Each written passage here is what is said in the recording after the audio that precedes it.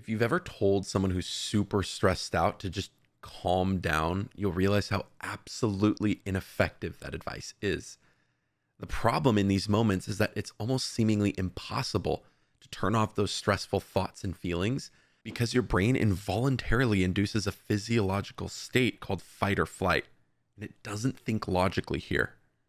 The semantics of the fight, flight, freeze response aren't nearly as deep as some people may think.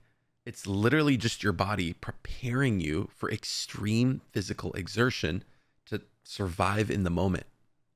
Your heart rate goes up, digestion is slowed, sex drive goes way down, and your blood rushes to your muscles. It's your body's immediate way to respond to stress without thought.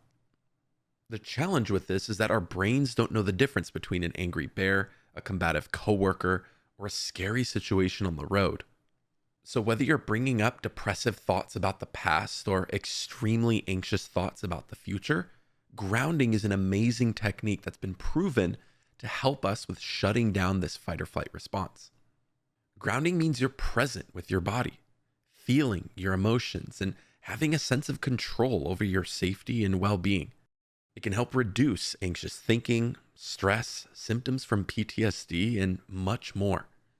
Now, typically for a lot of people, your immediate environment is going to be a safe place, but if it isn't, you need to exit immediately and get to a place where you're physically and psychologically safe. Grounding also strengthens your body's parasympathetic response and helps you to return to a calming state.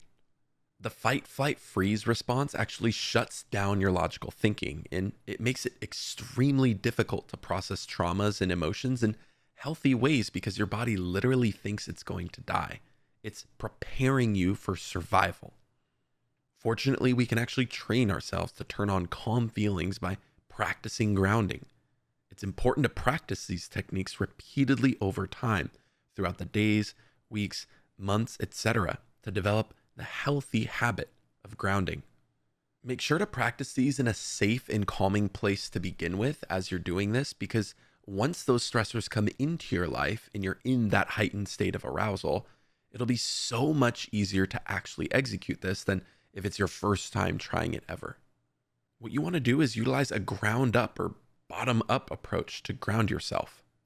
We don't want to start this from our heads because, as I referenced earlier, we're really bad at just calming down when being told to by others. In fight or flight, your brain is in an involuntary state that's very instinctual and animalistic. Since you can't provide yourself with a sense of safety and calmness just in this state with your thoughts, we use our bodies instead.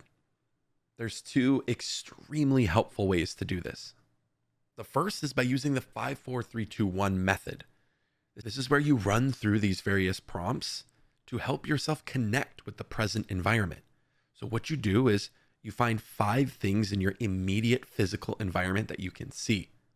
Look at all of those things and clearly label them and pay attention to them in that moment. You want to find 4 things that you can touch physically in your present immediate environment. Look for 3 things that you can hear. Pay really close attention to what those things are and what they sound like. Find 2 things that you can smell and find 1 thing that you can taste. By taking your thoughts away from the stress and anxiety and purely focusing on physical things within your immediate environment, this can greatly help reduce the power that the fight or flight response has over you and your thoughts. This will also trigger that parasympathetic response and bring about a sense of calmness. Another grounding technique that can help get rid of that fight or flight response is by asking yourself the following questions. What is happening with my heart rate? What is happening with my thoughts and feelings? What am I noticing about my breath in this moment? What is happening with my muscles and my body?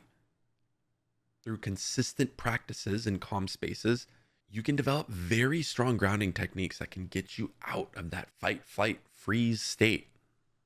To gauge if these grounding techniques are generally helpful for you, you can assess your stress and anxiety levels on a scale of 0 to 100 before, during, and after the exercises.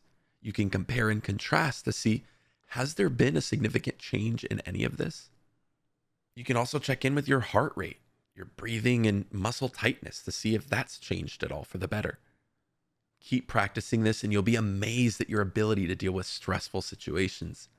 I wish you the best of luck in your grounding practices. Remember to take care of yourselves. Remember to take care of those around you. And for all things psychology to help you think, feel, and perform better, stay tuned right here on Psychology of Living.